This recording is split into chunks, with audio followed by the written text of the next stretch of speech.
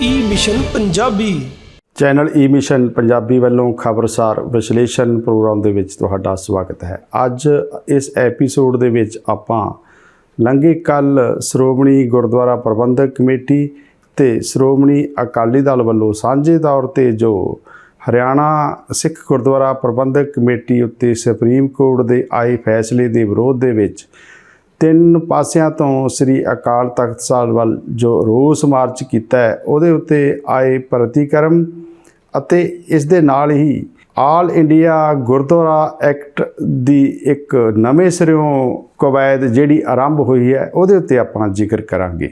ਹਰਿਆਣਾ ਸਿੱਖ ਗੁਰਦੁਆਰਾ ਪ੍ਰਬੰਧਕ committee ਜਿਹਦੇ ਉੱਤੇ ਲੰਘੇ ਦਿਨੀ ਸੁਪਰੀਮ ਕੋਰਟ ਨੇ ਆਪਣੀ ਮੋਹਰ ਲਗਾ ਦਿੱਤੀ ਸੀ, ਕਿਉਂਕਿ ਉਹਦੇ ਉੱਤੇ ਪਹਿਲਾਂ ਰਿਵਿਊ ਪਟੀਸ਼ਨ ਪਾਈ ਹੋਈ ਸੀ, ਜਦੋਂ ਕਿ ਸ਼੍ਰੋਮਣੀ ਗੁਰਦੁਆਰਾ ਪ੍ਰਬੰਧਕ ਕਮੇਟੀ ਤੇ ਸ਼੍ਰੋਮਣੀ ਅਕਾਲੀ ਦਲ, ਕਿਉਂਕਿ ਸ਼੍ਰੋਮਣੀ ਕਮੇਟੀ ਉੱਤੇ ਇਸ ਵੇਲੇ ਸ਼੍ਰੋਮਣੀ ਅਕਾਲੀ ਦਲ ਬਾਦਲ ਕਾਬਜ਼ ਹੈ ਤੇ ਇਹ ਧਿਰ ਨਹੀਂ ਚਾਹੁੰਦੀ ਕਿ ਹਰਿਆਣੇ ਦੀ ਵੱਖਰੀ ਗੁਰਦੁਆਰਾ ਪ੍ਰਬੰਧਕ ਕਮੇਟੀ ਬਣੇ। ਹਾਲਾਂਕਿ ਇਹ ਇੱਕ ਵੱਖਰਾ ਸਵਾਲ ਹੈ ਕਿ ਹਰਿਆਣੇ ਦੀਆਂ ਸੰਗਤਾਂ ਦੀ ਵੀ ਇੱਕ ਵੱਖਰੀ ਗੁਰਦੁਆਰਾ ਕਮੇਟੀ ਦੀ ਮੰਗ ਉੱਠ ਰਹੀ ਸੀ ਜਾਂ ਉਪਜੀ ਹੋਈ ਸੀ। ਉਂਝ ਇੱਥੇ ਕੱਲ ਇੱਕ ਵੱਖਰੀ ਤਰ੍ਹਾਂ ਦਾ ਵੀ ਮਾਮਲਾ ਸਾਹਮਣੇ ਆਇਆ ਕਿ ਹਰਿਆਣੇ ਦੀਆਂ ਸੰਗਤਾਂ ਨੇ ਵੀ ਹਰਿਆਣਾ ਸਿੱਖ ਗੁਰਦੁਆਰਾ ਪ੍ਰਬੰਧਕ ਕਮੇਟੀ ਦੇ ਵਿਰੋਧ ਦੇ ਵਿੱਚ ਕੱਲ ਅਕਾਲ ਤਖਤ ਵੱਲ ਰੋਸ ਮਾਰਚ ਕੀਤਾ ਹੈ। ਆਪਾਂ ਗੱਲ ਕਰ ਰਹੇ ਸੀ ਸ੍ਰੀ ਅਕਾਲ ਤਖਤ ਸਾਹਿਬ ਵੱਲ ਰੋਸ ਮਾਰਚ ਉੱਤੇ ਆਏ ਪ੍ਰਤੀਕਰਮ, ਕਿਉਂਕਿ ਜਿਹੜਾ ਪ੍ਰਤੀਕਰਮ ਆਇਆ ਉਹਦੇ ਵਿੱਚ ਇੱਕ ਗੱਲ ਵੱਡੇ ਪੱਧਰ ਉੱਤੇ ਉਪਜ ਰਹੀ ਹੈ ਕਿ ਸ੍ਰੀ ਅਕਾਲ ਤਖਤ ਸਾਹਿਬ ਵੱਲ ਖਾਲਸਾ ਮਾਰਚ ਜ਼ਰੂਰ ਆਉਂਦੇ ਰਹੇ ਹੈ।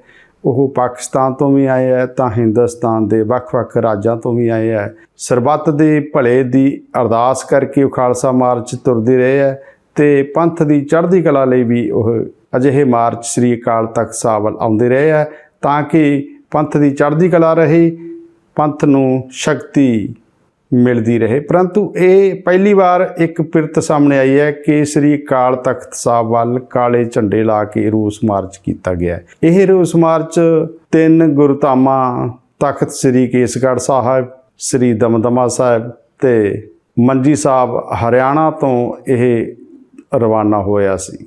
ਕੁਝ ਸਿੱਖ ਚਿੰਤਕਾਂ ਨੇ ਕਾਫੀ ਇਸ ਉੱਤੇ ਇਤਰਾਜ਼ ਜ਼ਾਹਰ ਕੀਤਾ ਹੈ ਕਿ ਇਹ ਇੱਕ ਰਵਾਇਤ ਗਲਤ ਤੋਰ ਦਿੱਤੀ ਗਈ ਹੈ। ਭਾਵੇਂ ਜਿਹੜਾ ਕੱਲ ਰੋਸ ਮਾਰਚ ਸੀਗਾ ਉਹਨੂੰ ਅੰਮ੍ਰਿਤਸਰ ਗੋਲਡਨ ਗੇਟ ਤੱਕ ਪਹੁੰਚਣ ਉੱਤੇ ਉਸ ਮਗਰੋਂ ਕਾਲੇ ਝੰਡੇ ਉਤਾਰ ਕੇ ਇਕੱਲੇ ਕੇਸਰੀ ਨਿਸ਼ਾਨ ਸਾਹਿਬ ਵੀ ਵਾਹਨਾਂ ਉੱਤੇ ਜਾਂ ਗੱਡੀਆਂ ਉੱਤੇ ਰੱਖੇ ਗਏ ਸਨ। ਪਰੰਤੂ ਸਵਾਲ ਜਿਹੜਾ ਉਪਜਿਆ ਹੈ ਕਿ ਸ੍ਰੀ ਅਕਾਲ ਤਖਤ ਸਾਹਿਬ ਵੱਲ ਪੰਥਕ ਰਵਾਇਤ ਦੀਆਂ ਜਮਾਤਾਂ ਵੱਲੋਂ ਹੀ ਕਾਲੇ ਝੰਡੇ ਲੈ ਕੇ ਰੋਸ ਮਾਰਚ ਕੀਤਾ ਗਿਆ। ਸਵਾਲ ਇੱਥੇ ਇਹ ਉਪਜਦਾ ਹੈ ਕਿ ਕੀ ਇਸ ਫੈਸਲੇ ਉੱਤੇ ਸ੍ਰੀ ਅਕਾਲ ਤਖਤ ਸਾਹਿਬ ਪ੍ਰਤੀ ਕੋਈ ਸ਼੍ਰੋਮਣੀ ਕਮੇਟੀ ਨੂੰ ਜਾਂ ਅਕਾਲੀ ਦਲ ਨੂੰ ਸ਼ਿਕਵਾ ਹੈ ਤਾਂ ਹੀ ਇਹ ਕਾਲੇ ਝੰਡੇ ਲੈ ਕੇ ਤੁਰਨ ਦੀ ਨੌਬਤ ਆਈ, ਜਾਂ ਇਸ ਫੈਸਲੇ ਪਿੱਛੇ ਸ੍ਰੀ ਅਕਾਲ ਤਖਤ ਸਾਹਿਬ ਦਾ ਕੋਈ ਰੋਲ ਹੈ। ਭਾਜਪਾ ਦੇ ਸਿੱਖ ਆਗੂ ਪ੍ਰੋਫੈਸਰ ਸਰਚਾਂਦ ਸਿੰਘ ਖਿਆਲਾ ਹੋਰਾਂ ਨੇ ਦਿੱਤੇ ਬਿਆਨ ਦੇ ਵਿੱਚ ਆਖਿਆ ਹੈ ਕਿ ਇਹ ਪਿਰਤ ਗਲਤ ਹੈ।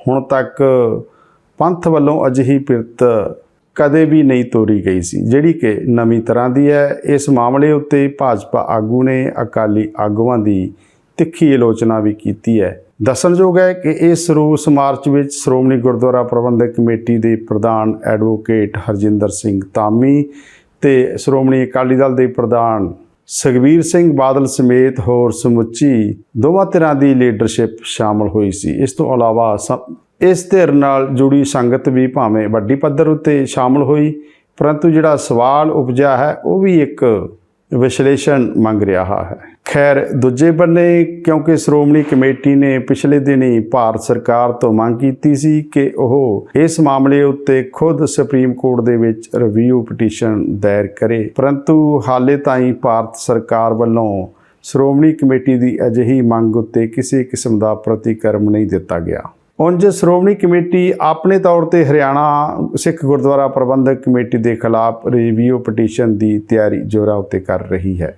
ਅੱਗੇ ਵੇਖਣਾ ਹੋਵੇਗਾ ਕਿ ਇਸ ਉਪਜੇ ਮਾਮਲੇ ਉੱਤੇ ਅਗਲਾ ਸਮਾਂ ਕੀ ਰੁਖ ਲੈਂਦਾ ਹੈ। ਪਰੰਤੂ ਲੰਘੇ ਕੱਲ ਜਿੱਥੇ ਸ਼੍ਰੋਮਣੀ ਗੁਰਦੁਆਰਾ ਪ੍ਰਬੰਧਕ ਕਮੇਟੀ ਤੇ ਸ਼੍ਰੋਮਣੀ ਅਕਾਲੀ ਦਲ ਵੱਲੋਂ 3 ਪਾਸਿਆਂ ਤੋਂ ਸ੍ਰੀ ਅਕਾਲ ਤਖਤ ਸਾਹਿਬ ਵੱਲ ਰੋਸ ਮਾਰਚ ਕੀਤਾ ਗਿਆ, ਜਿਹਨੂੰ ਸ਼੍ਰੋਮਣੀ ਕਮੇਟੀ ਨੇ ਇੱਕ ਜਾਗਰੂਕਤਾ ਮੁਹਿੰਮ ਜਾਂ ਜਾਗਰੂਕਤਾ ਮਾਰਚ ਵੀ ਦੱਸਿਆ। ਉਸ ਦੀ ਕਾਫੀ ਚਰਚਾ ਰਹੀ। ਉਸ ਉੱਤੇ ਜਿਹੜੇ ਪ੍ਰਤੀਕਰਮ ਆਏ ਉਹਨਾਂ ਚੋਂ ਆਪਾਂ ਮੁੱਖ ਅੰਸ਼ ਤੁਹਾਡੇ ਨਾਲ ਸਾਂਝੇ ਕੀਤੇ ਨੇ। ਪਰੰਤੂ ਲੰਘੇ ਕੱਲ੍ਹ ਹੀ ਇੱਕ ਜਿਹੜਾ ਹੋਰ ਮਾਮਲਾ ਸਾਹਮਣੇ ਆਇਆ ਹੈ ਉਹ ਵੀ ਇੱਕ ਅਹਿਮ ਹੈ, ਜਿਸ ਨਾਲ ਆਲ ਇੰਡੀਆ ਗੁਰਦੁਆਰਾ ਪ੍ਰਬੰਧਕ ਕਮੇਟੀ ਦੀ ਕਵਾਇਦ ਮੁੜ ਆਰੰਭ ਹੋਈ ਪ੍ਰਤੀਤ ਹੋਈ ਹੈ। ਭਾਜਪਾ ਦੇ ਵਿੱਚ ਉੱਗੇ ਸਿੱਖ ਆਗੂ ਇਕਬਾਲ ਸਿੰਘ ਲਾਲਪੁਰਾ, ਜਿਹੜੇ ਕਿ ਭਾਜਪਾ ਦੀਆਂ 2 ਉੱਚ ਪੱਧਰੀ ਤਾਕਤਾਂ ਵਾਲੀਆਂ ਕਮੇਟੀਆਂ ਦੇ ਵਿੱਚ ਹੀ ਸ਼ਾਮਲ ਹਨ, ਜਿਨ੍ਹਾਂ ਦੇ ਵਿੱਚ ਪ੍ਰਧਾਨ ਮੰਤਰੀ ਨਰਿੰਦਰ ਮੋਦੀ ਤੇ ਗ੍ਰਹਿ ਮੰਤਰੀ ਅਮਿਤ ਸ਼ਾਹ ਵੀ ਸ਼ਾਮਲ ਹਨ। ਇਕਬਾਲ ਸਿੰਘ ਲਾਲਪੁਰਾ ਜਿਹੜੇ ਕਿ ਇਸ ਵੇਲੇ ਕੌਮੀ ਘੱਟ ਗਿਣਤੀ ਕਮਿਸ਼ਨ ਦੇ ਚੇਅਰਮੈਨ ਵੀ ਹਨ, ਉਹਨਾਂ ਨੇ ਲੰਘੇ ਕੱਲ ਦਿੱਤੇ ਇੱਕ ਬਿਆਨ ਦੇ ਵਿੱਚ ਆਲ ਇੰਡੀਆ ਗੁਰਦੁਆਰਾ ਐਕਟ ਦੀ ਵਕਾਲਤ ਕੀਤੀ ਹੈ, ਜਿਸ ਤੋਂ ਇੱਕ ਵੱਡਾ ਸੰਕੇਤ ਇਹ ਸਾਹਮਣੇ ਆਇਆ ਹੈ ਕਿ ਕੇਂਦਰ ਦਾ ਇਸ ਵੇਲੇ ਹਰਿਆਣਾ ਸਿੱਖ ਗੁਰਦੁਆਰਾ ਪ੍ਰਬੰਧਕ ਕਮੇਟੀ ਜਾਂ ਸ਼੍ਰੋਮਣੀ ਗੁਰਦੁਆਰਾ ਪ੍ਰਬੰਧਕ ਕਮੇਟੀ ਪ੍ਰਤੀ ਨਜ਼ਰੀਆ ਕੀ ਹੈ। ਕਿਉਂਕਿ ਲਾਲਪੁਰਾ ਜਿਹੜੇ ਕਿ ਇਸ ਵੇਲੇ ਭਾਜਪਾ ਦੀਆਂ ਉੱਚ ਪੱਧਰੀ ਕਮੇਟੀਆਂ ਦੇ ਵਿੱਚ ਸ਼ਾਮਲ ਹਨ, ਉਹਨਾਂ ਵੱਲੋਂ ਦਿੱਤਾ ਇਹ ਬਿਆਨ ਕਿ ਆਲ ਇੰਡੀਆ ਸਿੱਖ ਗੁਰਦੁਆਰਾ ਐਕਟ ਦਾ ਵਜੂਦ ਹੋਣਾ ਚਾਹੀਦਾ ਹੈ, ਉਹਦੀ ਬਣਤਰ ਹੋਣੀ ਚਾਹੀਦੀ ਹੈ, ਉਹ ਆਜ਼ਾਦ ਹੋਣਾ ਚਾਹੀਦਾ ਹੈ, ਆਪਣੇ ਆਪ ਦੇ ਵਿੱਚ ਇੱਕ ਵੱਡੀ ਘਟਨਾ ਹੈ, ਵੱਡਾ ਮਾਮਲਾ ਹੈ। ਚੇਅਰਮੈਨ ਲਾਲਪੁਰਾ ਵੱਲੋਂ ਦਿੱਤੇ ਬਿਆਨ ਦੇ ਵਿੱਚ ਜਿਹੜੀ ਇੱਕ ਵੱਡੀ ਗੱਲ ਸਾਹਮਣੇ ਲਿਆਂਦੀ ਗਈ ਹੈ ਕਿ ਸ਼੍ਰੋਮਣੀ ਗੁਰਦੁਆਰਾ ਪ੍ਰਬੰਧਕ ਕਮੇਟੀ 1954 ਤੋਂ ਆਲ ਇੰਡੀਆ ਗੁਰਦੁਆਰਾ ਐਕਟ ਦੀ ਮੰਗ ਕਰਦੀ ਆ ਰਹੀ ਹੈ। ਉਹਨਾਂ ਅਗਲੇ ਬਿਆਨ ਦੇ ਵਿੱਚ ਇਹ ਵੀ ਦੱਸਿਆ ਹੈ ਕਿ ਜਦੋਂ 1999 ਦੇ ਵਿੱਚ ਮਰਹੂਮ ਪ੍ਰਧਾਨ ਮੰਤਰੀ ਅਟਲ ਬਿਹਾਰੀ ਵਾਜਪਾਈ ਹੋਰਾਂ ਨੇ ਆਲ ਇੰਡੀਆ ਗੁਰਦੁਆਰਾ ਐਕਟ ਦਾ ਖਰੜਾ ਸੋਧਣ ਲਈ ਸੁਧਾਈ ਲਈ ਸ਼੍ਰੋਮਣੀ ਗੁਰਦੁਆਰਾ ਪ੍ਰਬੰਧਕ ਕਮੇਟੀ ਨੂੰ ਭੇਜਿਆ ਸੀ, ਤਾਂ ਕਿ ਇਹਦੇ ਉੱਤੇ ਸ਼੍ਰੋਮਣੀ ਕਮੇਟੀ ਦੇ ਸੁਝਾਅ ਅੰਕਿਤ ਹੋ ਸਕਣ ਤੇ ਇਸ ਨੂੰ ਦੁਬਾਰਾ ਸੋਧ ਕੇ ਅਗਲੀ ਪ੍ਰਕਿਰਿਆ ਵੱਲ ਤੋਰਿਆ ਜਾਵੇ। ਪਰੰਤੂ ਲਾਲਪੁਰਾ ਸਾਹਿਬ ਹੋਰਾਂ ਦਾ ਇਸ ਬਿਆਨ ਦੇ ਵਿੱਚ ਕਹਿਣਾ ਹੈ ਕਿ ਉਸ ਮਗਰੋਂ ਸ਼੍ਰੋਮਣੀ ਗੁਰਦੁਆਰਾ ਪ੍ਰਬੰਧਕ ਕਮੇਟੀ ਨੇ ਆਲ ਇੰਡੀਆ ਗੁਰਦੁਆਰਾ ਐਕਟ ਦੇ ਖਰੜੇ ਨੂੰ ਠੰਡੇ ਬਸਤੇ ਵਿੱਚ ਪਾ ਦਿੱਤਾ ਸੀ। ਮੁੜ ਕੇ ਉਸ ਉੱਤੇ ਸ਼੍ਰੋਮਣੀ ਕਮੇਟੀ ਨੇ ਕਦੇ ਵੀ ਕੋਈ ਹਿਲਜੁਲ ਨਹੀਂ ਕੀਤੀ। ਹੁਣ ਸਵਾਲ ਪੈਦਾ ਹੁੰਦਾ ਹੈ ਕਿ ਉਹ ਖਰੜਾ ਇਸ ਵੇਲੇ ਕਿੱਥੇ ਹੈ। ਸ਼੍ਰੋਮਣੀ ਗੁਰਦੁਆਰਾ ਪ੍ਰਬੰਧਕ ਕਮੇਟੀ ਨੇ ਜਦੋਂ ਕਿ ਭਾਵੇਂ ਇਸ ਉੱਤੇ ਮੰਗ 1954 ਤੋਂ ਕੀਤੀ ਜਾ ਰਹੀ ਸੀ, ਜਦੋਂ ਵੇਲਾ ਆਇਆ ਤਾਂ ਫਿਰ ਖਰੜੇ ਉੱਤੇ ਅਗਲਾ ਕਾਰਜ ਕਿਉਂ ਨਹੀਂ ਕੀਤਾ ਗਿਆ। ਉਂਝ ਇੱਥੇ ਵੱਖਰੀ ਗੱਲ ਹੈ ਕਿ ਸ਼੍ਰੋਮਣੀ ਅਕਾਲੀ ਦਲ ਦੇ ਤੇ ਸ਼੍ਰੋਮਣੀ ਗੁਰਦੁਆਰਾ ਪ੍ਰਬੰਧਕ ਕਮੇਟੀ ਨਾਲ ਸੰਬੰਧਿਤ ਕਈ ਆਗੂ ਇਸ ਵੇਲੇ ਵੀ ਆਲ ਇੰਡੀਆ ਗੁਰਦੁਆਰਾ ਐਕਟ ਦੀ ਮੰਗ ਜ਼ਰੂਰ ਕਰਦੇ ਆ ਰਹੇ ਹਨ। ਪਰੰਤੂ ਜਿਹੜਾ ਚੇਅਰਮੈਨ ਲਾਲਪੁਰਾ ਹੋਰਾਂ ਵੱਲੋਂ ਸਵਾਲ ਉਠਾਇਆ ਗਿਆ ਹੈ ਕਿ ਉਹ ਖਰੜਾ ਕਿੱਥੇ ਹੈ, ਉਹ ਖਰੜਾ ਠੰਡੇ ਬਸਤੇ ਦੇ ਵਿੱਚ ਕਿਉਂ ਪਾਇਆ ਗਿਆ, ਉਹ ਵੀ ਆਪਣੇ ਆਪ ਦੇ ਵਿੱਚ ਇੱਕ ਅਹਿਮ ਹੈ। ਤੇ ਇਹਦੇ ਤੋਂ ਜਿਹੜਾ ਇੱਕ ਕੇਂਦਰ ਸਰਕਾਰ ਦਾ ਨਜ਼ਰੀਆ ਜਾਂ ਸੰਕੇਤ ਸਾਹਮਣੇ ਆ ਰਿਹਾ ਹੈ ਕਿ ਕੇਂਦਰ ਸਰਕਾਰ ਸ਼੍ਰੋਮਣੀ ਗੁਰਦੁਆਰਾ ਪ੍ਰਬੰਧਕ ਕਮੇਟੀ ਤੇ ਹਰਿਆਣਾ ਸਿੱਖ ਗੁਰਦੁਆਰਾ ਪ੍ਰਬੰਧਕ ਕਮੇਟੀ ਦੇ ਉਪਜੇ ਵਿਵਾਦ ਨੂੰ ਹੁਣ ਆਲ ਇੰਡੀਆ ਗੁਰਦੁਆਰਾ ਐਕਟ ਜ਼ਰੀਏ ਨਜਿੱਠਣ ਦੀ ਤਿਆਰੀ ਦੇ ਵਿੱਚ ਹੈ। ਖੈਰ ਹੁਣ ਅੱਗੇ ਵੇਖਣਾ ਹੋਵੇਗਾ ਕਿ ਕੌਮੀ ਘੱਟ ਗਿਣਤੀ ਕਮਿਸ਼ਨ ਦੇ ਚੇਅਰਮੈਨ ਇਕਬਾਲ ਸਿੰਘ ਲਾਲਪੁਰਾ ਹੋਰਾਂ ਦੇ ਇਸ ਬਿਆਨ ਉੱਤੇ ਸ਼੍ਰੋਮਣੀ ਅਕਾਲੀ ਦਲ ਜਾਂ ਗੁਰਦੁਆਰਾ ਪ੍ਰਬੰਧਕ ਕਮੇਟੀ ਜਾਂ ਨਵੀਂ ਹੋਂਦ ਵਿੱਚ ਆ ਰਹੀ ਹਰਿਆਣਾ ਸਿੱਖ ਗੁਰਦੁਆਰਾ ਪ੍ਰਬੰਧਕ ਕਮੇਟੀ ਕੀ ਪ੍ਰਤੀਕਰਮ ਕਰਦੀ ਹੈ। ਪਰੰਤੂ ਇਸ ਉਪਜੇ ਸਾਰੇ ਮਾਮਲੇ ਉੱਤੇ ਕੇਂਦਰ ਸਰਕਾਰ ਦਾ ਇੱਕ ਇਸ਼ਾਰਾ ਜ਼ਰੂਰ ਸਾਹਮਣੇ ਆ ਰਿਹਾ ਹੈ ਕਿ ਕੇਂਦਰ ਸਰਕਾਰ ਇਸ ਮਸਲੇ ਉੱਤੇ ਗੰਭੀਰ ਹੋਣ ਲੱਗਾ ਹੈ।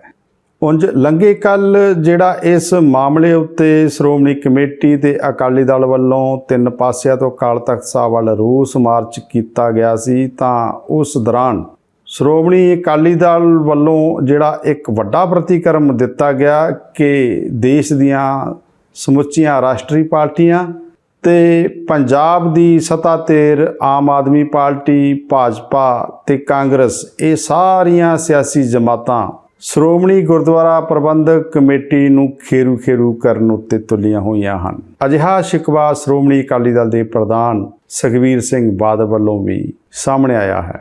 ਹੁਣ ਇੱਥੇ ਵੇਖਣਾ ਹੋਵੇਗਾ ਕਿ ਕੌਮੀ ਘੱਟ ਗਿਣਤੀ ਕਮਿਸ਼ਨ ਦੇ ਚੇਅਰਮੈਨ ਵੱਲੋਂ ਜਿਹੜੀ ਆਲ ਇੰਡੀਆ ਗੁਰਦੁਆਰਾ ਐਕਟ ਦੀ ਵਕਾਲਤ ਕੀਤੀ ਗਈ ਹੈ, ਉਹਦੇ ਉੱਤੇ ਸ਼੍ਰੋਮਣੀ ਅਕਾਲੀ ਦਲ ਦੇ ਪ੍ਰਧਾਨ ਸੁਖਬੀਰ ਸਿੰਘ ਬਾਦਲ ਹੋਰੀ ਕੀ ਪ੍ਰਤੀਕਰਮ ਦਿੰਦੇ ਹਨ।